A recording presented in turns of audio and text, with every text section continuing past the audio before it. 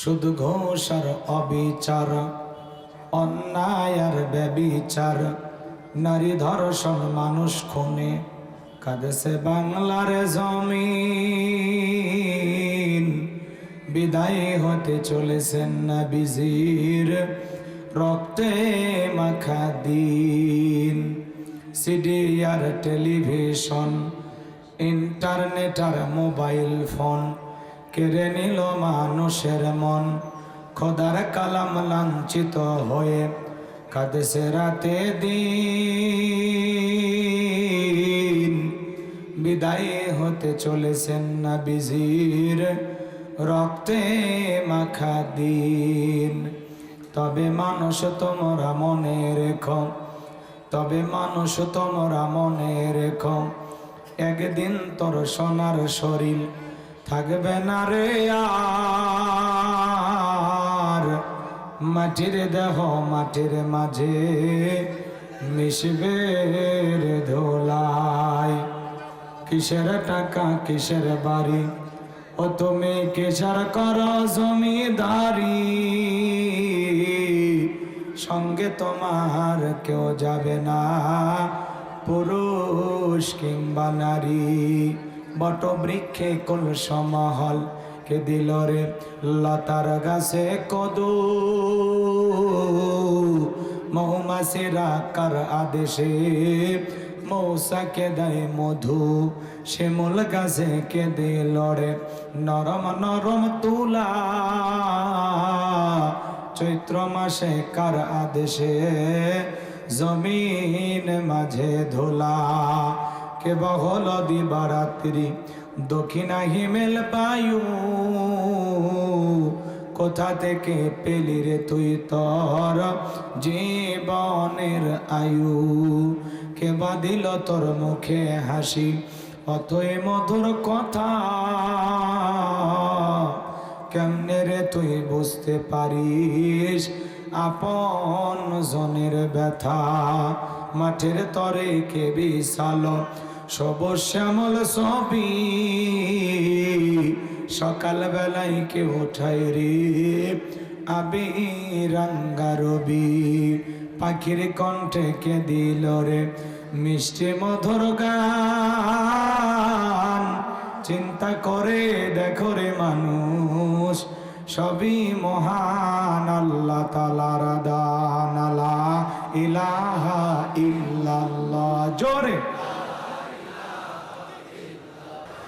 আমরা শুকরিয়া আদায় করতেছি সেই মহান মনিবের দরবারে, জালা পাক সুবহানাহু ওয়া তাআলা অত্যন্ত দয়া করে, করুণা করে, মায়া করে, মোহাব্বত করে, ভালোবেসে, পছন্দ করে অত্র এলাকা থেকে গনে গনে গুণান্বিত করে, যাচাই বাছাই করে শুধুমাত্র কেবলমাত্র কোরআনুল কারীমের মোহাব্বতে আজকের মাহফিল আসার বসার সুযোগ দান করেছেন।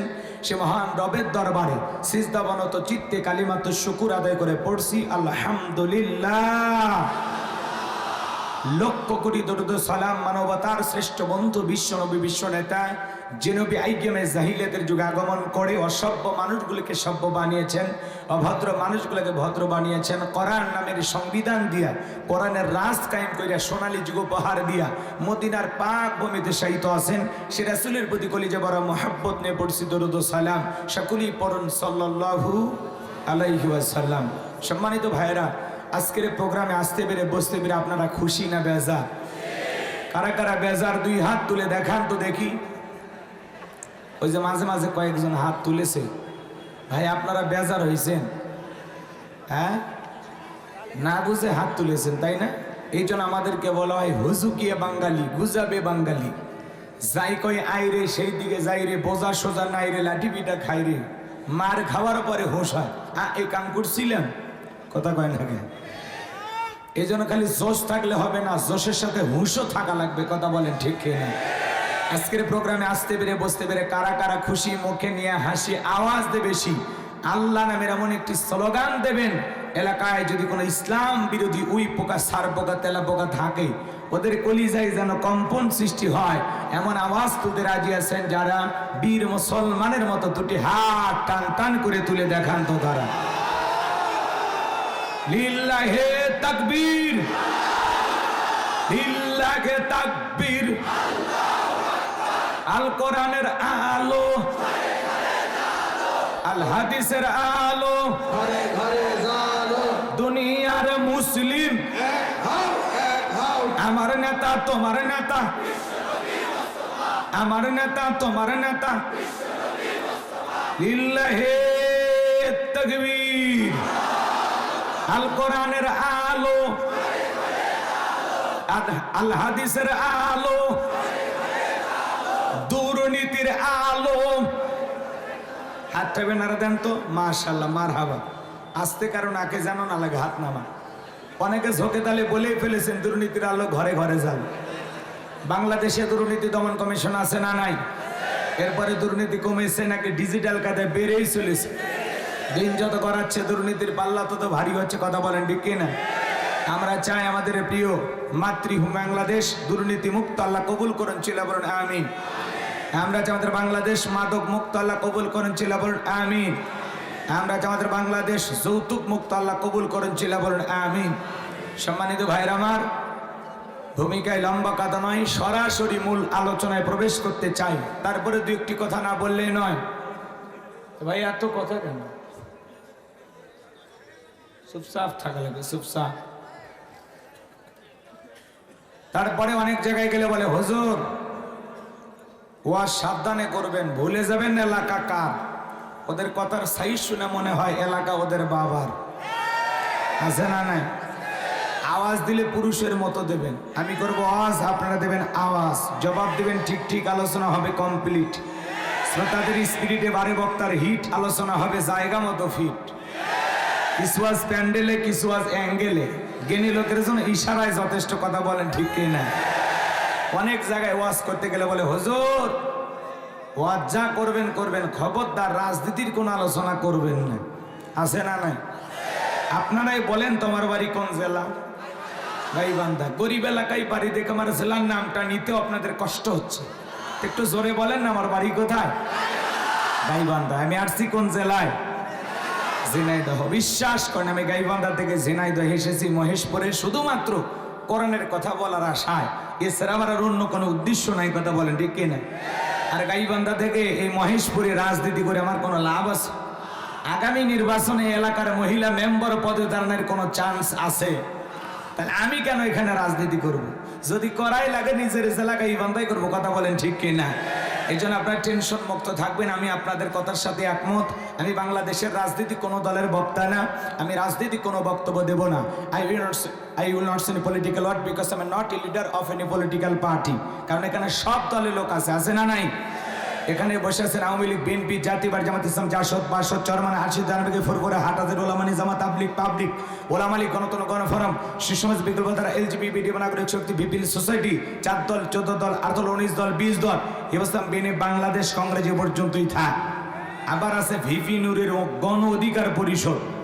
তৈমুর চাচা খুলেছিল তৃণমূল বিএনপি। চাচা এখন কান্দে কান্দে, চাচার হাতে মূল্য ধরায় দিয়েছে, কথা কোন ঠিক কিনা? চাচা মনে করেছিল এক চান্সে দেশের প্রধানমন্ত্রী হয়ে যাবে। আছে না? এই চাচার লোকও থাকতে পারে, কথা কোন ঠিক কিনা? এত দলীয় লোক যেখানে, আমি কি বোকা দলীয় আলোচনা করব? এই দিক থেকে যদি একটা দলের লোক গুতা মারে, ওই দিক থেকে আরেকটা দলের থানায় টেলিফোন করে, আমি হুজুর অবস্থা ভালো না খারাপ? অতএব আজকের মাহফিলে বাংলাদেশের রাজনীতি নিয়ে কোন আলোচনা করা হবে? বলেন, বাংলাদেশের রাজনীতি নিয়ে কোন আলোচনা করা হবে না। তবে হ্যাঁ, আমি যদি কোনো রাজনৈতিক বক্তব্য দেই, এই পৃথিবীর শ্রেষ্ঠ রাজনীতিবিদ, শ্রেষ্ঠ রাষ্ট্রনায়ক, শ্রেষ্ঠ রাষ্ট্রপতি, শ্রেষ্ঠ সেনাপতি, শ্রেষ্ঠ বৈজ্ঞানিক, শ্রেষ্ঠ দার্শনিক, শ্রেষ্ঠ বাবা, শ্রেষ্ঠ নানা, শ্রেষ্ঠ আদর্শ, শ্রেষ্ঠ মহামানব রহমাতুল আলামিনের মদিনার আদর্শের রাজনীতির কথা বলবো। আমি যদি কোনো রাজনৈতিক বক্তব্য দেই, খলিফাতুল মুসলিমিন, আমিরুল মুমিনিন হযরত ওমর ফারুকের আদর্শের রাজনীতির কথা বলবো। যেই ওমর ফারুক আল্লাহর জমিনে আল্লাহর আইনকে প্রতিষ্ঠিত করতে গিয়ে নিজের কলিজার টুকরা ছেলেকে পর্যন্ত ছাড় দেয় নাই, কথা বলেন ঠিক কিনা? সেই মদিনাওয়ালার আদর্শের রাজনীতির কথা শোনার পর আপনার যেন আবার চুলকানি আরম্ভ না হয়। কারণ কোরআন হাদিসের হক কথা সবার পেটে হজম হয়। আপনারাই বলেন তো, সুদ করে সামনে যদি সুদের বিষয় নিয়ে আলোচনা করা হয়, ওকে মহেশপুর বাজার থেকে মিষ্টি নিয়ে এসে বলবো হুজুর হা করেন একটু মিষ্টি খান, নাকি বলবে এই হুজুর এসে সুদের ওয়াজ করে আমার সুদের ব্যবসায় লাল বাতি জ্বালাইছে, কথা বলেন ঠিক কিনা? যারা ঘুষ খায়, দুর্নীতি করে, হারাম খায়, বুড়ি বানাচ্ছে 26 মাসের গর্ভবতী, ওদের সামনে ঘুষের আলোচনা করলে খুশি না বেজার?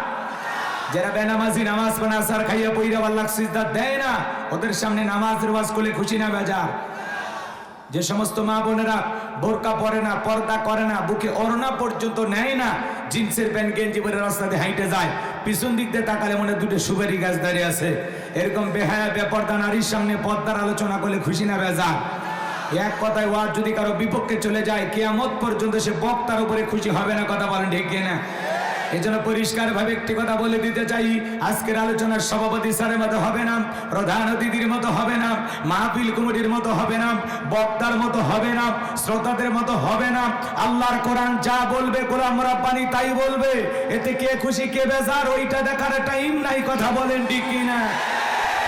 যুগে যুগে নবী রাসূলের দাওয়াতি কাজ করেছেন, তাদের দাওয়াতি কাজেও কাফের বেঈমানরা বাধার প্রাচীর তৈরি করে দিয়েছিলেন। এরপরে আল্লাহর পয়গম্বরেরা শত বাধার প্রাচীরকে ভেঙে আল্লাহর জমিনে আল্লাহর পথে মানুষকে দাওয়াত দিয়েছেন। কথা বলেন ঠিক কিনা? আপনার আমার প্রিয় নবী কালেমার দাওয়াত দিকে কোরআনের প্রচার করতে গিয়ে মার খেয়েছেন, রক্ত জড়িয়েছেন, দান্দার মোবারক শহীদ হয়ে গেছেন, লোহার টুপি মাথার ভিতর ঢুকে গেছেন, সাহাবা ইকরাম দ্বীনকে প্রতিষ্ঠিত করতে গিয়ে মার খেয়েছেন, রক্ত জড়িয়েছেন, জীবন দিয়েছেন। ও বাংলার মুসলমান, 1971 সালে এদেশের মাটির জন্য, এদেশের স্বাধীনতার জন্য আপনার আমার পূর্বপুরুষেরা যদি রক্ত দিতে পারেন, জীবন দিতে পারেন, প্রয়োজন যদি হয় আল্লাহর জমিনে আল্লাহর দ্বীনকে প্রতিষ্ঠিত করতে গিয়ে, কোরআনের সমাজ কায়েম করতে গিয়ে নবীদের মতো, সাহাবা ইকরামদের মতো বুকের তাজা রক্ত দিতে হয়। কারা কারা কোরআনের জন্য, দ্বীনের জন্য, ইসলামী সমাজ কায়েম করার জন্য বুকের তাজা রক্ত দিতে রাজি? দুই হাত তুলে আল্লাহকে দেখা।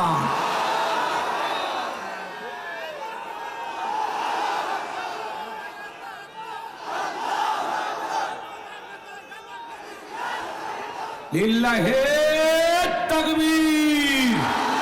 হাত সোজা করেন, টান টান করে হাত তোলেন। ওই যে মাঝে মাঝে হাত ব্যাকা করে তুলেছেন, দুই হাত সোজা করার শক্তি নাই। আপনি পুরুষ মানুষ, 2 টিম ভিটামিন ক্যালসিয়াম মাঝে মাঝে কিনে খাবেন, একেবারে দুর্বল হলে চলতে পারবেন। হাত সোজা করেন, সোজা করেন। আমার আল্লাহ রাব্বুল আলামিন বলেন, ইন্নাল্লাহা আশতারা মিনাল মুমিনিনা আনফুসাহুম ওয়া আমওয়ালাহুম বিআন্না লাহুমুল জান্নাহ। সূরা তাওবার 111 নম্বর আয়াতে আল্লাহ পাক জানায়া দিলেন, নিশ্চয়ই মুমিন বান্দাদের জান মাল আমি আল্লাহ ক্রয় করে নিয়েছি, বিনিময়ে দেব জান্নাত। বলুন সুবহানাল্লাহ। তাহলে বলেন তো বাজান, আপনার আমার জীবনের মালিক কে?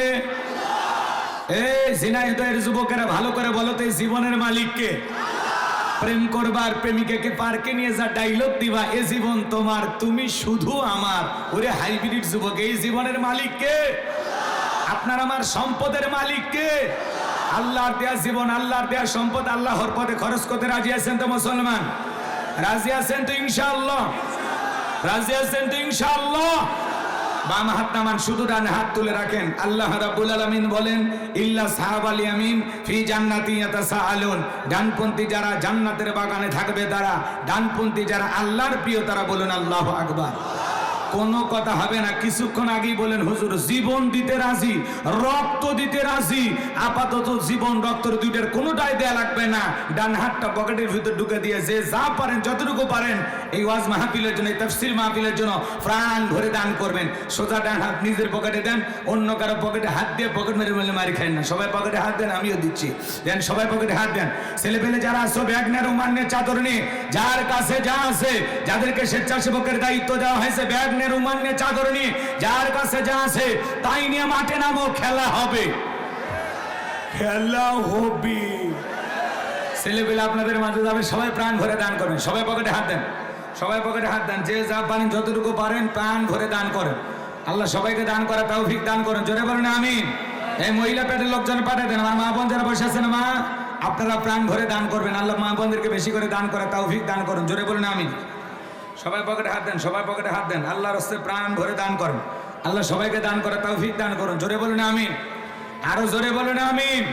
10, 20, 50, 200, 100, 500, 2,000, 5, 10,000 যেতে পারেন আল্লাহর রাস্তে পকেটে হাত দিয়ে টাকা বের করে দেবেন। খবরদার কেউ যেন আবার বিড়ি ম্যাচ দিন না। 2014 সালে ওয়াজ করতে গেছিলাম রংপুর তারাগঞ্জ। ওই জায়গায় কালেকশন চলতেছিল। একজন ব্যাগের ভিতরে দিয়েছিল 2 প্যাকেট বিড়ি, দিয়ে লিখে দিয়েছিল 1 প্যাকেট মাহফিল কমিটির, আর 1 প্যাকেট বক্তা। কত বড় শয়তান চিন্তা করেন, এরকম দুষ্টমি করা যাবে না। সবাই পকেটে হাত দিয়ে আল্লাহর রাস্তায় টাকা বের করে দেবেন, কেউ দুষ্টমি করবেন না। আমার মা বোন যারা বসেছেন, মা আমি জানি ঝিনাইদহের মা বোনদের দিল খুবই নরম, তারা অনেক ভালো। আল্লাহ মা বোনদেরকে বেশি করে দান করে তৌফিক দান করুন, জোরে বলুন আমিন। মা বোনদেরকে বলো, মা আপনাদের ভিতরে চলে গেছে চাদর, বোরকার পকেট থেকে করে দেন হালকা করে একটু আদর। মা বোনদেরকে বেশি করে দান করা তৌফিক দান করুন, জোরে বলুন আমিন। হাতে যদি নাকের ফুল, কানের দুল, গলার চেন দিয়ে যাবেন, বিনিময়ে বেশি বেশি সওয়াব পাবেন। আল্লাহ মা বোনদেরকে বেশি করে দান করে তৌফিক দান করুন। এলাকার গণ্যমান্য ব্যক্তিবর্গ কেউ থাকলে 200-500 টাকা, 1000 টাকা আমি অদমের হাতে দেবেন, দিতে পারেন। এলাকার গণ্যমান্য ব্যক্তিবর্গ 2000, 5-10 হাজার যারা দিবেন তাড়াতাড়ি দেন, 2-1 মিনিটের মধ্যে দিয়ে দেন, আমরা আলোচনায় চলে যাব। আসেন ভাই, আসেন আসেন দরদির আমার, দিয়ে ধন বজে মন, কেড়ে নিতে কতক্ষণ, নদীর কল ভাঙে কল গড়ে, এই তো নদীর খেলা। সকালবেলা টাকাবেলা তুই ফকিরি, সন্ধ্যাবেলা দান করিলে মাল কমে না, নেকির পাল্লা হয় ভারী, গুনাহ খাতা মাফ করে দিয়ে আল্লাহ জান্নাতে বানায় দিও ঘর বাড়ি। লা ইলাহা, জোরে লা ইলাহা।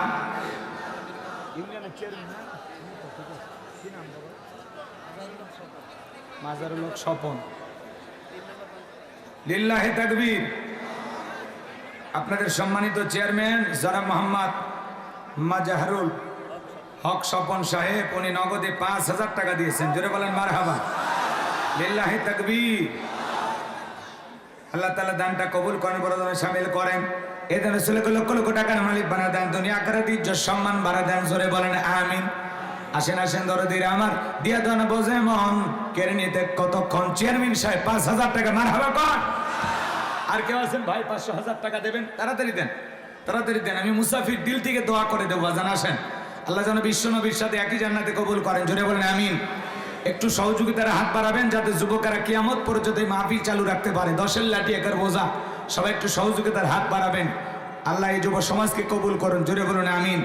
অক্লান্ত পরিশ্রম করে, খাওয়া নাই, ঘুম নাই, দিন রাত কষ্ট করেছেন আমার কলিজার টুকরা যুবকেরা। আল্লাহ পাক প্রত্যেকটা যুবকের ঈমান খালিদ বিন ওলীদের মতো বানায় দেন, জোরে বলেন আমিন। আমিন হামজার মতো এদের ঈমানকে আল্লাহ কবুল করেন, জোরে বলেন আমিন।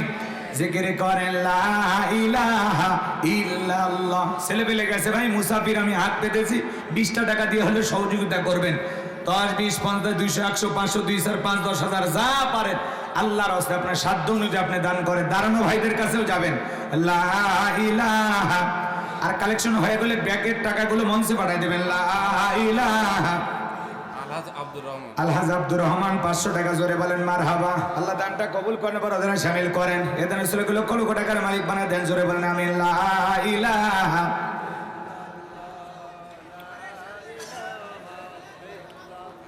জোরে লা ইলাহা ইল্লাল্লাহ, জোরে লা ইলাহা, জোরে লা ইলাহা ইল্লাল্লাহ, জোরে লা। মহেশপুরের হারুন ভাই, উনি 5000 টাকা, জোরে বলেন মারহাবা। আল্লাহ তাআলা হারুন ভাইয়ের দানটা কবুল করেন, বড়দের শামিল করেন। এই দান আসলে লক্ষ লক্ষ টাকার মালিক বানায় দেন, দুনিয়া আখিরাতে ইজ্জত সম্মান বাড়ায় দেন, জোরে বলেন আমিন।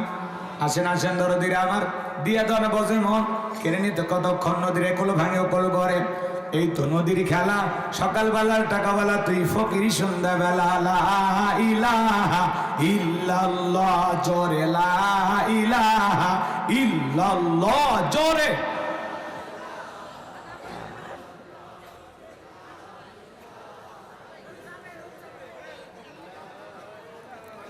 ভাই সবাই দেন, প্রাণ ভরে দান করেন, আল্লাহ সবাইকে দান করে তৌফিক দান করেন, জোরে বলুন আমিন।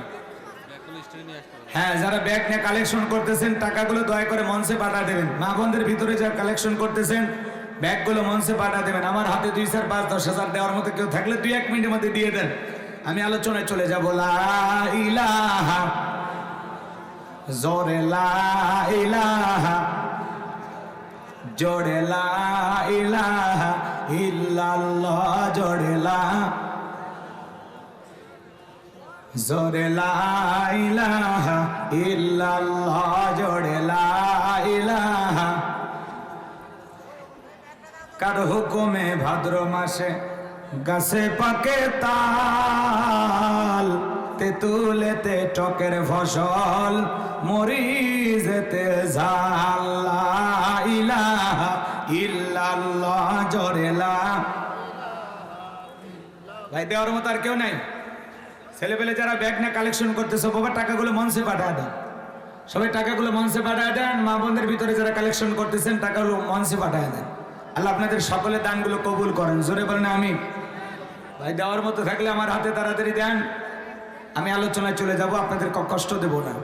অনেক কষ্ট করে দূর দূরান্ত থেকে আপনারা উপস্থিত হয়েছেন কোরআনের মাহফিলে আসার জন্য। আল্লাহ যেন দুনিয়া আখিরাতের উত্তম জাযা আপনাদেরকে দান করেন, জোরে বলেন আমিন। তাওরাতে লেখা ছিল রাসূলের নাম, ইনজিলে লেখা ছিল রাসূলের নাম। তাওরাতে লেখা ছিল রাসূলের নাম, ইনজিলে লেখা ছিল রাসূলের নাম। কোরআন পড়ে মোরা বুঝিলাম, তাওরাতে লেখা ছিল রাসূলের নাম, ইনজিলে লেখা ছিল রাসূলের নাম। লা ইলাহা। সজল ভাই নামের আল্লাহর এক বান্দা 500 টাকা দিয়েছেন, কবুল করেন, জোরে বলেন আমিন। লা ইলাহা ইল্লাল্লাহ, জোরে লা। কাটমারি মসজিদের কেশিয়া শাহিন 500 টাকা। কাটমারি মসজিদের কেশিয়ার অর্থমন্ত্রী আল্লাহর বান্দা শাহিন সাহেব 500 টাকা দিয়েছেন, আল্লাহ কবুল করেন, জোরে বলেন আমিন। আল্লাহ তারা হায়াত বাড়ায় দেন, জিন্দেগির গুনাহগুলো মাফ করে দেন, জোরে বলেন আমিন। আর কেউ আছেন 2-1 দিলে দেন, না দিলে চলেন, আমরা আলোচনায় চলে যাই, কষ্ট দেওয়া যাবে না। আল্লাহ হলো পৃথিবীর শ্রেষ্ঠ আদর্শ নেতা। নেতৃত্ব দিতে হলে নবীদের আদর্শ থেকে নেতৃত্ব দেওয়া শেখা লাগবে, কথা কয় না কেন? আপনি মিসাই ফাউ ফাউ মিছিল করতে গেলেন ঝিনাইদহ শহরে, নেতা পাইছে একখান ট্যাবলেট খান, ট্যাবলেট খান, ট্যাবলেট খান। যেখানে আমরা আছি সেখানে ট্যাবলেট খান, কবরে তোমরা কেন ওপরে? যাত্রার পিছনে স্লোগান দেন, বল্টু ভাইয়ের চরিত্র ফুলের মতো পবিত্র, নামাজ পড়ায় কক্ত, গাঁজা খাই 5 ওয়াক্ত, ঘুম চুরিতে পাকা ভক্ত, শয়তানের 1 নাম্বার ভক্ত, হুজুরদের জন্য খুবই শক্ত, সুজা খাই গরিবের রক্ত। আপনি নেতার মিছিল করতে গিয়ে নেতা সহ 100 কর্মীকে প্রশাসনের লোকেরা গ্রেফতার করে থানায় নিয়ে গেল। নেতার তো মামু খালু দাদার অভাব নাই, সকালে জেলখানায় ঢুকে বিকেলে বের হয়ে আসে। আপনি গরিব জনগণ, একদিন বাড়িতে রোজগার না করলে আপনার বাড়িতে চুলে আগুন জ্বলবে না, কথা কথা ঠিকই না? আপনার স্ত্রী সন্তানের মুখে খাবার উঠবে না। আপনার নেতা যদি ভালো হইতো ডেকে বলতো, শোনো এই গরিব জনগণ আমাকে ভালোবেসে, এরা রিক্সা চালায়, ভ্যান চালায়, এরা মাঠে খামারে কাজ করে, এরা আমার একটা কর্মী জেলখানায় থাকা অবস্থায় আমি নেতা বের হব না, ওটা হলো আসল নেতা। যে নেতা কি বলে, আমার একটা কর্মী জেলখানায় থাকা অবস্থায় আমি বের হব না, কথা কি বোঝা গেল? ওই নেতার পিছনে আপনি স্লোগান দেন, যে নেতা আপনার বিপদে পাশে দাঁড়ায়। 3 মাস 6 মাস যদি আল্লাহ না করুক আপনার বিপদ হয়, আপনার পরিবারের কাছে যেন বাজার পৌঁছায়া দেয়, আপনার সন্তানদের মুখে খাবার তুলে দেয়, কথা কোন ঠিক না? এইরকম মানুষের পিছনে ওটা বসা করা লাগবে। যাত্রার পিছনে উঠে বউ বাচ্চা কষ্ট দেওয়ার দরকার নেই, মিসাই ভাও ভাও লাভাই না, বুঝে শুনে লাভ দেন। যে নেতা আপনার দুঃখে কাঁদে আপনিও তার দুঃখে কাঁদেন, যে নেতা আপনার সুখে হাসে আপনিও তার সুখে হাসেন, যে নেতা আপনার সুখে দুঃখে পাশে দাঁড়ায় আপনিও সেই নেতার সুখে দুঃখে পাশে দাঁড়ান, কথা বলে ঠিক কিনা? তাছাড়া ভাও ভাও লাভ দিয়া বউ বাচ্চাকে বিপদে ফেলায় না। বছরের পর বছর আপনি জেলখানায় থাকেন, আপনার পরিবারের খবর নেই না, আপনি নিঃস্ব হয়ে যায়, জেলখানা থেকে বের হয়ে দেখেন বউ কার খুঁজে পান না, কথা হয় না কে? এরকম আছে না নাই? বাজানগো লম্বা হবে, লম্বা করবো না, জ্ঞানী লোকের জন্য অল্প কথায় যথেষ্ট কথা বলেন, ঠিক কিনা? সামনের দিকে যাই যে কথা বলতে চাচ্ছিলাম, এইবার জেলার যায় বলে বাদশাহ, জেলখানার যে আসামি আপনার স্বপ্নের কথা, স্বপ্নের ব্যাখ্যা জানে, দুইটাই যার জানা আছে, তার একটা শর্ত আছে, তার 70,000 লোককে গ্রেফতার করা হয়েছে, ওদেরকে ছেড়ে না দেওয়া পর্যন্ত সে আপনার সামনে আসবে না। বাদশাহ বক্তে নাজরে ডেকে বলে, ওই বাজান যদি বলে এই জেলখানা কেন, তামাম পৃথিবীর জেলখানার আসামি ছেড়ে দিতে রাজি, বাজান যা বলে তুমি তাই করো, বলুন আল্লাহু আকবার। এইবার নবী আলাইহিস সালামের 70,000 উম্মতকে জেলখানা থেকে ছেড়ে দেওয়া হলো, সবার শেষে আল্লাহর নবী জেলখানা থেকে বের হলো।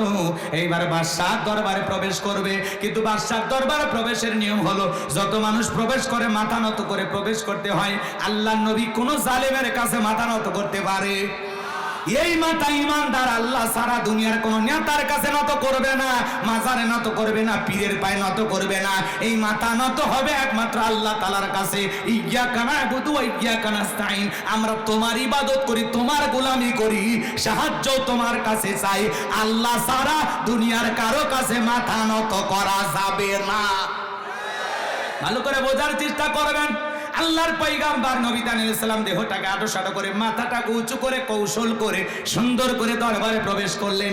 এই দৃশ্য দেখার পর বাদশা বক্তে নাসর ডেকে বলে, এদিকে আসো বাবা, তুমি যেইভাবে প্রবেশ করলা, যত মানুষ আমার দরবারে ঢোকে সবাই তো মাথা নত করে, তুমি কেন মাথা নত করলা না? আল্লাহর নবী দানিয়াল ডেকে বলেন, শোনেন, ভালো করে বোঝার চেষ্টা করবেন, আপনাদের উদ্দেশ্যে বলতেছি বাজান গো আমার।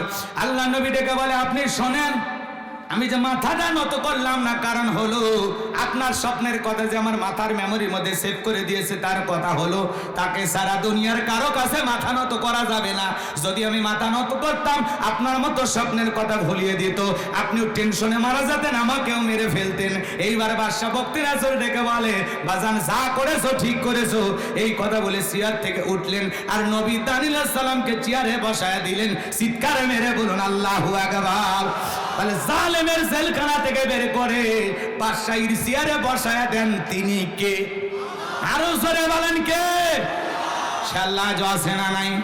এবার পয়গম্বর স্বপ্নের কথাগুলো বলবে, বাকি ঘটনাকে আপনারা শুনবেন। কার কার শোনার ইচ্ছা আছে দুই হাত তুলে আল্লাহকে একবার দেখা, লিল্লাহে তাকবীর। মানে অনেকে 12:30 ফজর পর্যন্ত বলার আকাঙ্ক্ষা ছিল, কিন্তু নিয়ত তো সবার ঠিক থাকে না, বুঝেন না? যাই হোক, সমস্যা নেই। আর কয়েক মিনিট আরেকটা আয়াত তিলাওয়াত করেছি, আপনাদের মনে আছে না নাই? এই আয়াতটার জন্য 10টা মিনিট আপনাদের কাছে চাই, হবে ভাই? 10 মিনিট, তারপরে বাকি যে কথাগুলো আছে যদি বলার সুযোগ হয় বলে দেবো ইনশাআল্লাহ। 10টা মিনিট মেহেরবানি করে নড়াচড়া করেন না, কিছু নিয়ে বাড়িতে যান, কষ্ট হচ্ছে আপনাদের। 10টা মিনিট আমার আল্লাহ তাআলা ডেকে বলেন, الذي خلق الموت والحياة ليبلوكم أيكم أحسن عملا وهو العزيز الغفور। ভাই 10 মিনিট, 10 মিনিট বসো।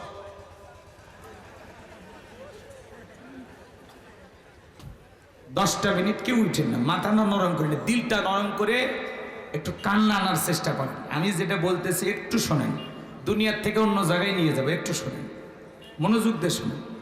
আল্লাযী খালাকাল মাউতা ওয়াল হায়াতা লিয়াবলুয়াকুম আইয়ুকুম আহসানু আমালা। আমার আল্লাহ ডেকে বলেন, যিনি সৃষ্টি করেছেন মৃত্যু আর জীবন, মৃত্যু আর জীবন সৃষ্টি করার ক্ষমতা কার? আরো জোরে বলেন কার? এরপর আল্লাহ তাআলা বলেন, লিয়াবলুয়াকুম আইয়ুকুম আহসানু আমালা। আমি আল্লাহ পরীক্ষা করে দেখবো আমলের দিক দিয়ে কার আমল কত বেশি ভালো, কার আমল কত বেশি উত্তম। বলুন আল্লাহু আকবার। আল্লাহ রাব্বুল আলামিন আমলের মাধ্যমে আপনাকে আমাকে পরীক্ষা করবেন।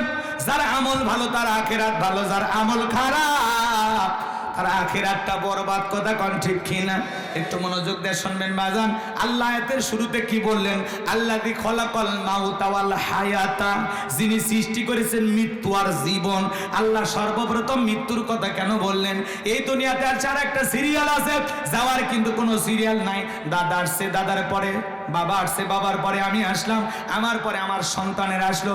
কিন্তু যাবার বেলায় 7 বছরের দাদা বেঁচে থাকে, 18 বছরের নাতির বিদায় হয়। কথা বলেন ঠিক কিনা? এ বাজান গো, আমার যাওয়ার বেলায় বাবা জীবিত থাকে, ছেলেটা বিদায় নাই, বাবার কাঁধে সন্তানের লাশ। এটা হলো দুনিয়ার সব চাইতে ভারী বোঝা। এটা কোনো বাবার পক্ষে বহন করা কষ্টসাধ্য হয়ে যায়। এবার যেন আমার দুনিয়াতে একটা মানুষ আসবে, 9 মাস আগে খবর পাওয়া যায়, কিন্তু একটা মানুষ বিদায় নেবে 9 সেকেন্ড আগেও জানা যায় না। কথা বলে ডেকেরা। এজন্য আল্লাহ বলেন, আল্লাযী খালাকাল মাউতা ওয়াল হায়াতা, যিনি সৃষ্টি করেছেন মৃত্যু আর জীবন। আমার আল্লাহ বলেন, কুল্লু নাফসিন যায়িকাতুল মাউত, প্রত্যেক প্রাণীকে মৃত্যুর স্বাদ গ্রহণ করা লাগবে। মৃত্যুর স্বাদ গ্রহণ করতে হবে। প্রাণ আছে যার, মৃত্যু হবে তার। এই দুনিয়ার জমিনে যত জীব জন্তু আছে সকলেরই মৃত্যু হবে। মৃত্যুর স্বাদ সবাইকে ভোগ করতে হবে। এই স্বাদ হলো 2 প্রকারের, মিষ্টি খেলে মিঠা লাগে, নিম পাতা খেলে তিতা লাগে। যারা ঈমানদার এদের মৃত্যুটা হবে মিঠা। মায়ের কোলে শিশু দুধ পান করতে করতে ঘুমের মধ্যে যেমন চলে যায়, ঈমানদারের মৃত্যু তেমনি ভাবে হবে ভাই, টেরও পাবে না। বলুন আল্লাহু আকবার।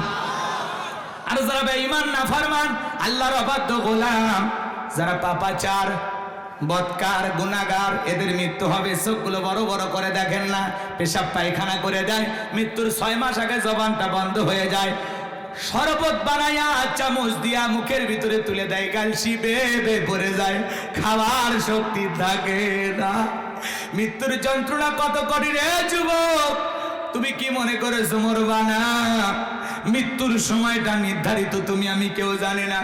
1 সেকেন্ড আগেও কারো মৃত্যু হবে না, 1 সেকেন্ড পরেও কারো মৃত্যু হবে না। ঠিক নির্ধারিত সময়ে তোমার আমার মৃত্যুর ঘটনা ঘটে যাবে।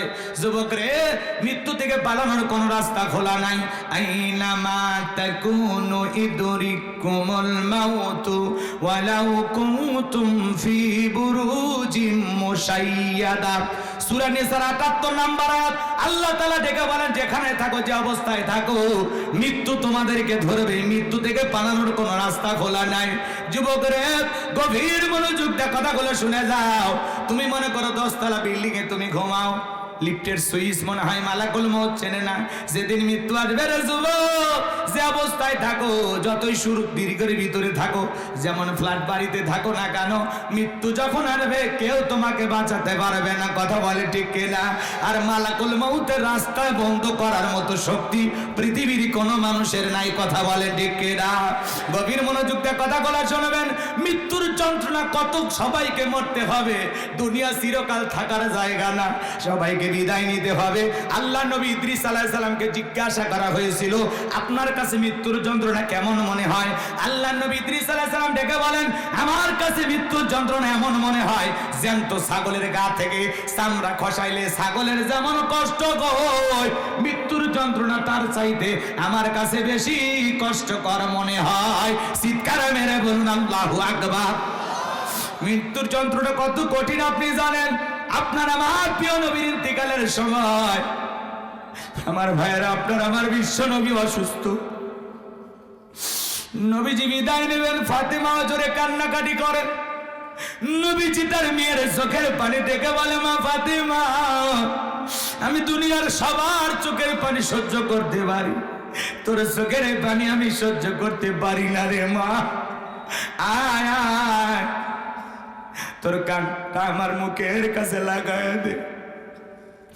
এই কথা বলে বিশ্বনবী যখন ডাকলেন হযরতে ফাতেমা, নবীর মুখের কাছে যখন কানটা লাগায় দিল, আমার নবী ফিসফিস করে কি যেন বললেন, হযরতে ফাতেমার কান্না বন্ধ হয়ে গেল। বলুন আল্লাহু আকবার। আম্মা জান আয়েশা জিজ্ঞাসা করেন, আমার মেয়ে ফাতিমা, তোমার বাবা কি এমন কথা বলেছে যার কারণে তোমার কান্না বন্ধ হয়ে গেল? হযরতে ফাতেমা ডেকে বলে, আমার আম্মা জান, আমার বাবা আমাকে বলেছেন বাবার ইন্তিকালের পরে সর্বপ্রথম বাবার সাথে আমার দেখা হবে। বলুন আল্লাহু আকবার। শুধুমাত্র বিশ্ব নবী নয়, ফাতেমাও বিশ্ব নবীকে মহব্বত করতেন, ভালোবাসতেন নিজের জীবনের চাইতে বেশি। আল্লাহু আকবার বলেন। একদিন হযরতে ফাতেমা কেমন নারী ছিলেন? জান্নাতি নারীদের সর্দারনি কেন বলা হয়? জঙ্গলের উট এসে যাকে সালাম দেয়, আল্লাহু আকবার বলে। ফাতেমা রাসূলের বাড়িতে গেলেন, ডাক দিলেন, দরজা, আব্বা দরজা খোলেন। বিশ্বনবী দরজা খুলে দিলেন। হযরতে ফাতেমা তাকায় দেখে নবীজি এত কান্না করেছেন, কাঁদতে কাঁদতে দাড়ি ভিজে গেছে। হযরতে ফাতেমা ডেকে বলে, বাবা এত কান্না কেন করেছেন? কি হয়েছে আপনার? ও বাবা, আমার মা খাদিজার কথা ভেবে কি কান্না করেন? নাকি চাচা আবু তালেবের কথা ভেবে কান্না করেন? নাকি ছোটবেলায় মা বাবাকে হারিয়েছেন এই জন্য কষ্টে কান্নাকাটি করেন? কি হয়েছে গো বাবা? আপনার চোখের পানি আমি ফাতেমা সহ্য করতে পারি না। আল্লাহ, আমার নবী ডেকে বলে, ফাতেমা, আমি তোমার মা খাদিজার কথা ভেবে কান্না করি না, আমার চাচা আবু তালেবের কথা ভেবে কান্না করি না। আমি কেন কান্না করি জানো মা? আমাকে যখন জিবরাইল মেরাজ করতে নিয়ে গেল, মেরাজ করার সময় গো মা, আমাকে যখন জান্নাতটা ভ্রমণ করা হলো, ওই মেরাজ করতে গিয়ে মা জান্নাত যখন ভ্রমণ করানো হলো, জান্নাত আল্লাহ তাআলা এত নিয়ামত দিয়ে সাজাইছে, এত নিয়ামত দিয়ে সাজাইছে, জান্নাত দেখার পরে দিলটা হয়ে গেল খুশি। আল্লাহর কাছে দোয়া করলাম বেশি বেশি, আল্লাহ যেন আমার গুনাহগার উম্মতকে বানায় দেয় জান্নাতবাসী। বলুন সুবহানাল্লাহ। ও মা, জান্নাত দেখার পরে মনটা ভরে গেল মা। এরপরে জিবরাইল ডেকে বলে, নবী চলেন আপনাকে একটু জাহান্নাম দেখায়। এরপরে আমাকে যখন জাহান্নামের ভিতরে প্রবেশ করানো হলো, আমি তাকায় দেখি মা, পুরুষের তুলনায় জাহান্নামের ভিতরে নারীদের সংখ্যা হলো সবচাইতে বেশি। এ মা বোনেরা শুনে যান মা, আজকের মেয়েদেরকে ঘরে রাখা কঠিন হয়ে যাচ্ছে। ওই যে ঢাকা শহরে 3টা কিশোরী, ছোট্ট মেয়ে, বয়স খুব একটা বেশি না, 3 জন মেয়ে একসাথে বাড়ি থেকে পালিয়েছে বিটিএস এর সন্ধানে। বিটিএস কারা? যুবক তোমরা বোঝো, যারা সমকামী থেকে প্রমোট করে, যারা নোংরা শ্রেণীর মানুষ, যারা গান বাজনার মাধ্যমে অশ্লীলতা ছড়ায়। প্রত্যেকটা অভিভাবক কান্নাকাটি করে, 11 দিন হয়ে গেল 3টা মেয়ে নিখোঁজ। বিটিএস এর সন্ধান খোঁজার জন্য, তাদের অনুসারী হওয়ার জন্য এরা বাড়ি থেকে বের হয়ে গেছে। আজকের বাচ্চাদের হাতে আপনি মোবাইল দিয়েছেন, ও মোবাইলে কি দেখে আপনার একটু খবর রাখার দরকার আছে না নাই? জোরে বলেন, দরকার আছে না নাই? এ বাজান গো আমার, এই মেয়ে 3টা ঢাকা শহরে বাড়ি, মতিঝিল এলাকায় বাড়ি, ঘর ছাড়া হয়েছে বিটিএস এর সন্ধান করার জন্য।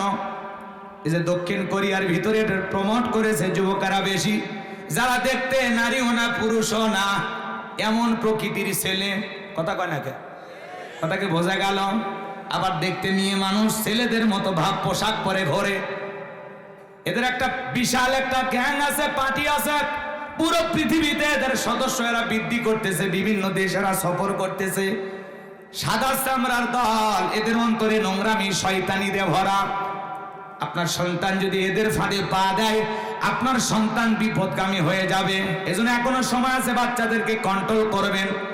এই যে বিটিএস এর কোনো প্রোগ্রাম ওদেরকে দেখতে দেবেন না।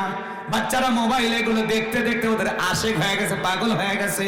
ওরা ওদেরকে সন্ধান করে, ওদের মতো জীবন যাপন করতে চায়। ওরা যেরকম উশৃঙ্খল, কারো কথা শুনে না, লাফাঝাফি করে, পুরো পৃথিবী সফর করে, ঘোরাঘুরি করে, এরাও ঠিক এইভাবে এরা চলতে চায়। কথাকে বুঝতে পেরেছেন?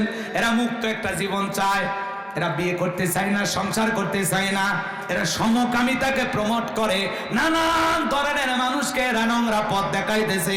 এজন্য আপনার সন্তানকে মানুষের মতো মানুষ বানাইলে এই নোংরা অশ্লীল ভিডিও দেখা থেকে ওদেরকে বিরত রাখা লাগবে। ওদের কোনো চ্যানেলের নিউজ দেখা যাবে না, ওদেরকে সংবাদ, ওদের কোনো সংবাদ আপনার বাচ্চার কানে দেওয়া যাবে না। আপনার বাচ্চা মোবাইলে কার ভিডিও দেখে, কার ভিডিও দেখে, আপনাকে একটু খবর নেওয়ার দরকার আছে না নাই?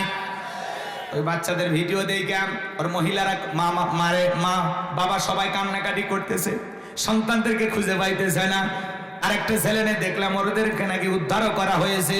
চিন্তা করেন, বিটিএস এর ভালোবাসা দেখাইতে গিয়ে 3টা মেয়ে ঘর ছাড়লো, বাড়ি ছাড়লো। আপনার সন্তান যদি ওদের ফাঁদে পা দেয়, এই সন্তানগুলো বিপদগামী হয়ে যাবে। এই জন্য সন্তানের হাতে মোবাইল দেবেন না, টেলিভিশন দেখতে দেবেন না। বাচ্চাদেরকে একটু কন্ট্রোলে রাখার দরকার আছে না নাই? আর দিলেও ভালো জিনিস দেখে না, খারাপ জিনিস দেখে, একটু খবর নেওয়ার দরকার আছে না নাই? 11 দিন হয়ে গেল ওরা ঘর ছাড়া, বাড়ি ছাড়া। ভালো করে চিন্তা করেন কতটা আশেক হয়ে গেছে। ভালো করে বোঝার চেষ্টা করবেন বাজান, যে কথা বলতে চাচ্ছিলাম। বিশ্ব নবী ডেকে বলে, মা ফাতেমা, আমি তাকায়া দেখি জাহান্নামী নারীদের সংখ্যাই বেশি। এক শ্রেণীর নারীদের চুলের মুঠিগুলো আসমানের দিকে তুলে ধরা হয়েছে, তার থেকে মাথা পর্যন্ত জাহান্নামের আগুন দাও দাও করে জ্বলতেছে।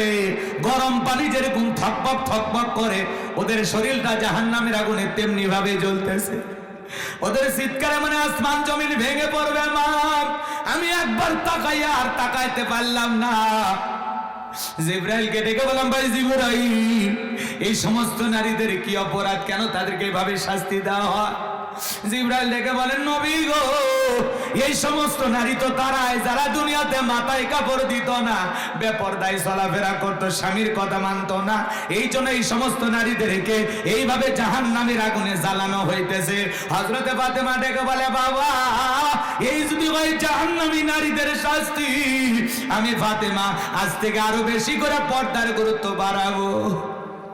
এই কথা শোনার পরে হযরতে ফাতেমা পর্দার গুরুত্ব বাড়াইতে চাইল। মা ও ঝিনাইদহের মহেশপুরের মা বোনেরা যারা গোলাম রব্বানির আলোচনা শুনতেছেন, মা অনুরোধের ভাষায় বলে দিয়ে যায়, মা হযরতে ফাতেমা জান্নাতি নারীদের সর্দারনি হওয়ার পিছনে এক নাম্বার বড় কারণ হলো হযরতে ফাতেমা সবচাইতে বেশি পর্দার প্রতি গুরুত্ব দিতেন। বলুন আল্লাহু আকবার।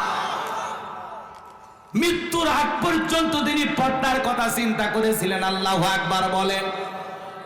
ওইদিকে কথা বলতে গেলে লম্বা হবে, রাত বেশি হবে, আমি বেশি রাত আলোচনা করতে চাই না।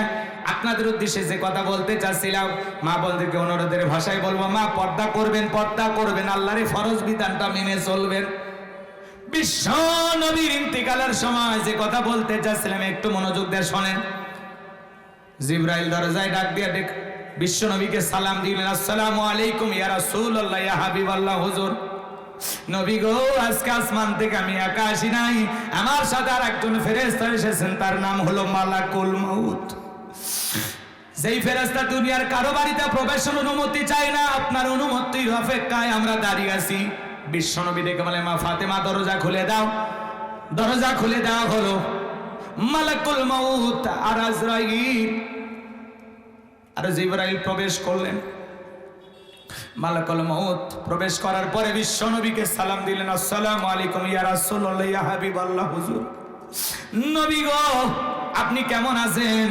বিশ্ব নবী ডেকে বলে, আলহামদুলিল্লাহ, এখন আগের তুলনায় কিছুটা ভালো আছি, সুস্থ আছি। মালাকুল মউত ডেকে বলেন, নবী, আমার আল্লাহ আমাকে বারবার বলেছে, আমার বন্ধু যদি অনুমতি দেয় বন্ধুর জানটা কবজ করবা। বন্ধু যদি অনুমতি না দেয় রে মালাকুল মউত, এক সেকেন্ড দেরি করবি না। আমার বন্ধুর যতদিন মনে যায় আমার বন্ধু ততদিন দুনিয়ায় থাকবে। বলুন আল্লাহু আকবার। আমার নবী ডেকে বলে, মালাকুল মউত রে, এরপরে কি আর কোনোদিন আসবা না? ডেকে বলে, আবারও আল্লাহ যেদিন অনুমতি দিবেন সেদিন আসবো। আমার বিশ্ব নবী ডেকে বলে, মালাকুল মউত আর আসতে হবে না, আজকে আমি তোমাকে অনুমতি দিলাম, তুমি আমার জানটা কবজ করতে পারো। নবীজির অনুমতি পাইয়া মালাকুল মউত যখন রাসূলের রূহটা বের করার জন্য বিশ্ব নবীর পবিত্র বুক মোবারকের উপরে হাত রেখে দিয়েছেন, মালাকুল মউত যখন রাসূলের বুকের উপরে দুইটা হাত রেখে দিয়েছেন, আমার নবী ডেকে বলে, মালাকুল মউত রে, সহ্য করতে পারি না,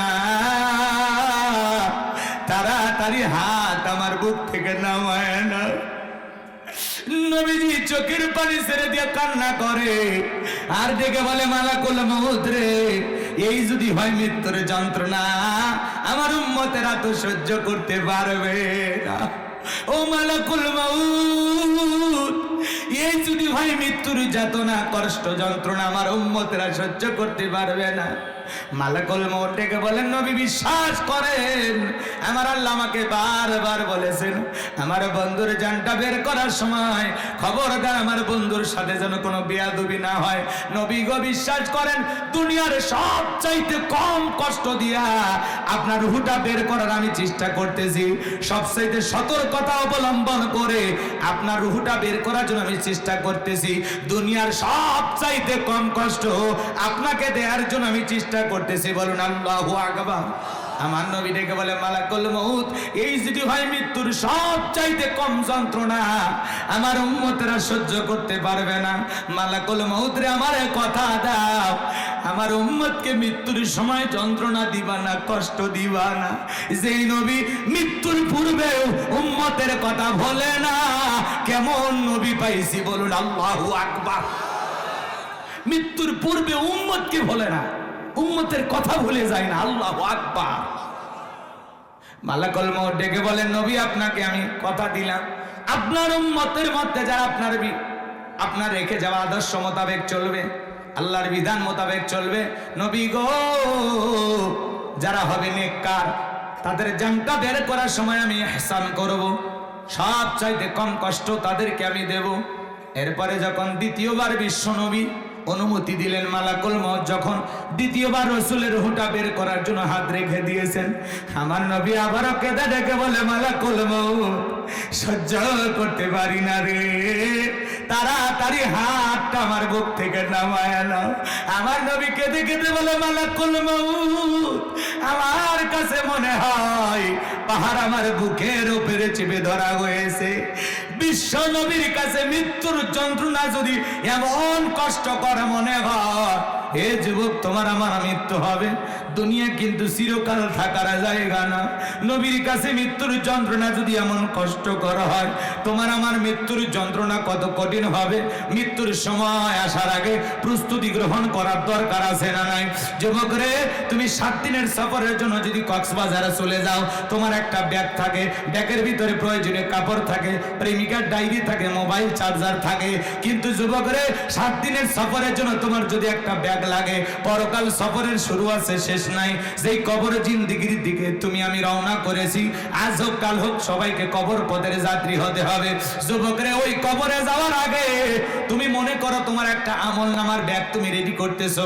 যুবক রে, দেখো তো এই ব্যাগের ভিতরে নামাজ আছে কিনা, রোজা আছে কিনা, হজ আছে কিনা, যাকাত আছে কিনা, দান খয়রাত আছে কিনা, পিতামাতার খেদমত করেছো কিনা, বিবির হক আদায় করেছো কিনা, সন্তানদের হক আদায় করেছো কিনা, মাতা পিতার হক আদায় করেছো কিনা, পাড়া প্রতিবেশীর হক আদায় করেছো কিনা। যুবক রে, মৃত্যু আসার আগে, আল্লাহর কাছে হিসাব দেওয়ার আগে 2টা মিনিট বালিশে মাথা রেখে একটু চিন্তা করো, আজকে যদি মৃত্যু হয় রওনা করেছি, কি জবাব দিব আল্লাহর কাছে? দুনিয়া চিরকাল থাকার জায়গা না, বাল তুসিরুনাল হায়াতাদ দুনিয়া ওয়াল আখিরাতু খায়রু ওয়া বাকা। আমার আল্লাহ ডেকে বলে, তোমরা দুনিয়ার জীবনকে প্রাধান্য দিচ্ছ, অথচ দুনিয়ার জিন্দেগিগুলো ক্ষণস্থায়ী, আখিরাতের জিন্দেগিগুলো চিরস্থায়ী। যুবক রে, সেই চিরকালে জিন্দেগির জন্য, কবরের জন্য, পরকালের জন্য তোমাকে আমাকে নেক আমল করে কবরে যাওয়ার দরকার আছে না নাই? কারা কারা নেক আমল করতে চান 2 হাত তুলে আমার আল্লাহকে একবার দেখান। আল্লাহ আমাদের সবাইকে নেক আমল করার তৌফিক দান করুন। জোরে বলুন আমিন। 5 ওয়াক্ত সালাত আদায় করব তো ইনশাআল্লাহ। আল্লাহ আমাদের সকলের জীবনকে নেক আমলের মাধ্যমে পরিবর্তন করার তৌফিক দান করুন। কোরআন সুন্নাহ মোতাবেক চলার তৌফিক দান করুন। পরকালমুখী চিন্তা ভাবনা করে বাকি জিন্দেগি কাটানোর তৌফিক দান করুন। সবাইকে সিরাতাল মুস্তাকিমের প্রতীক হিসাবে আল্লাহ কবুল করুন। জোরে বলুন আমিন। আমার ভাইয়ের, আমি অনুরোধের ভাষা আপনাদেরকে বললাম, 10টা মিনিট আমাকে দেন। এরপরেও দেখলাম অনেকে ওটা আশা করতেছে। যাই হোক, রাত অনেক গভীর হয়ে গেছে, আর বাকি কথাগুলো বলতে পারবো না। ভাই, দুনিয়া থাকার জায়গা না, সবাইকে যেতে হবে। আপনি কি নিয়ে যাচ্ছেন? মালিকের সাথে যে সাক্ষাৎ করবেন, কি নিয়েছেন, কতটুকু আমল করেছেন? যে আমল করেছেন আপনি কি গ্যারান্টিতে বলতে পারবেন এই আমলে আপনি জান্নাতে যেতে পারবেন? বলা যাবে ভাই? বলা যাবে এমন আমল করেছেন? কিসের মাতবাড়ি, কিসের অহংকার? আসুন বিনয়ী হই। হ্যাঁ দেখেন, যাই হোক, গভীরাত হলে আসলে বয়ান করাও কঠিন, বোঝানোও কঠিন। যতটুকু আলোচনা হয়েছে, বক্তা শ্রোতা সবাইকে আল্লাহ বাস্তব জীবনে আমল করার তৌফিক দান করুন।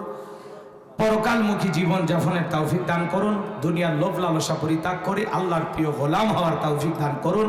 হিংসা বিদ্বেষ ভুলে কাঁধে কাঁধ মিলেমিশে জীবন যাপন করার তৌফিক দান করুন। জোরে বলুন আমিন।